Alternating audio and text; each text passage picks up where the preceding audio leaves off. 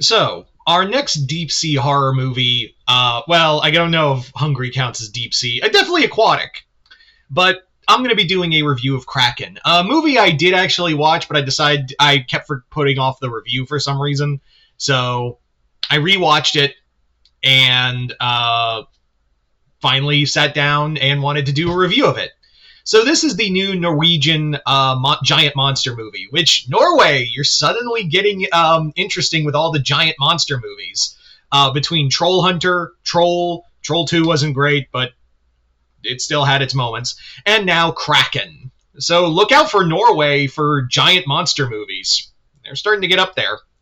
Anyway, so Kraken is a deep sea monster movie that focuses on, well, the Kraken. I think people forget that the Kraken mythology started in Norway. I think a lot of people, when you associate, when you talk about the Kraken, people just assume, oh, that's like just a normal deep sea legend. When in reality, it did start in Norway. So I do like that Norway was the one to do this movie. So the story focuses on a oceanographer named I'm going to have trouble pronouncing some of these names, so forgive me. Johanna. Johanna is brought on by a guy who's using deep sea sonics to drive away lice and parasites in salmon, and also it makes them larger. The science isn't exactly sound, so just roll with it. However, of course, you go mucking around with science, nature tends to shoot back, and of course it's awakened the Kraken. The Kraken then proceeds to go on a mass killing spree as it's trying to destroy the thing that is causing it agony.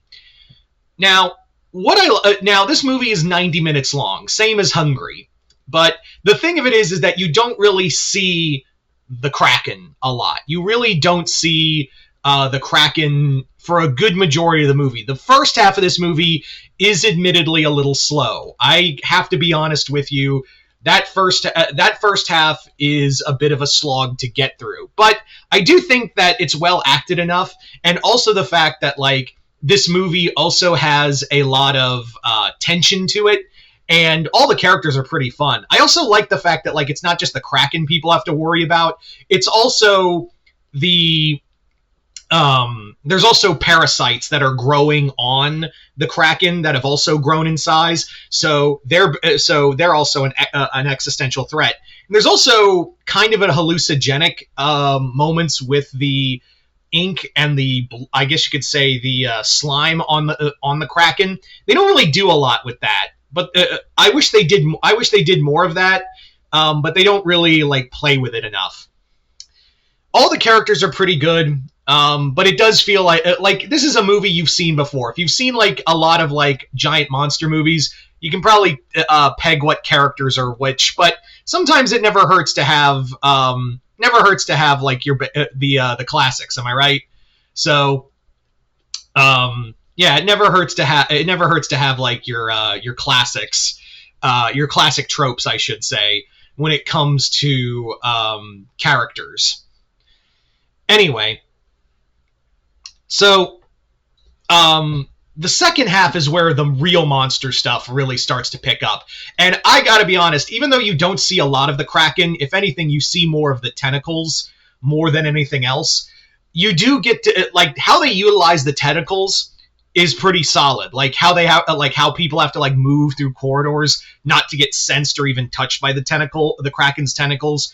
There's also, some solid kills in the film where, there's a group of kayakers, and you see the after effect, and it's kind of gory. So I like that. There's also a pretty blatant reference for Jurassic Park. Actually, it's not really blatant. It takes you a second to be like, oh, this is Jurassic Park. This is a Jurassic Park reference, which I've kind of noticed. I don't know if Jurassic Park is big in Norway, and if I have any Norwegian fans out there, please let me know, because every Norwegian monster movie I have seen, there's always a reference to Jurassic Park. No matter what, there is in some way, shape, or form some kind of reference to Jurassic Park in one case or another. So I'm genuinely curious if there's if there's, I don't know, like a high reverence for Jurassic Park. I get it; it's a great movie, and I've seen Norway's not the only one doing movie references to Jurassic Park, but like every monster movie is a Jurassic Park reference, has at least one, and this one's a little more deep thinking because it gives you a second, and you might figure it out when you see it, but like I was like, oh, this is a reference to Jurassic Park. It's a very clever homage to Jurassic Park's to Jurassic Park, but yeah, I'm not going to spoil it either because I want you to find it for yourself. Anyway, the movie does have like a somber, sweet ending. The only thing really holding this movie back is that for a 90-minute film, there isn't a lot that goes on. It's a lot of buildup, but once we get to the Kraken finally attacking the research station, this movie officially just goes to 11, and I really appreciate it for it. I think there's a lot of great tension there. The CGI, again, for a low-budget monster movie, again, it's the same thing I said about Hungry, where it's a low-budget monster movie, but like utilizing CGI in the shadows is really good, and it really works here. Again, it's that first half that is just kind of a slog to get through, because there's like moments where it's like, man, can we move along? I mean, all the characters are fine, but like, I would really like to get to we're a 90-minute movie, and please get us to the squid stuff sooner. All right. That's my one caveat for this film, but I do recommend it. I think it's worth a watch. It is a basic giant monster movie. At the same time, though, I do think that the movie itself it's nothing special, but at the same time, it's a fun watch. It's a decent watch to go check out. So I do recommend it. But if you have watched Kraken, let me know in the comments below what you guys thought of it. Other than that, hope you all enjoyed this. I'm Mr. Multiverse. I'll see you next time in Multiverse.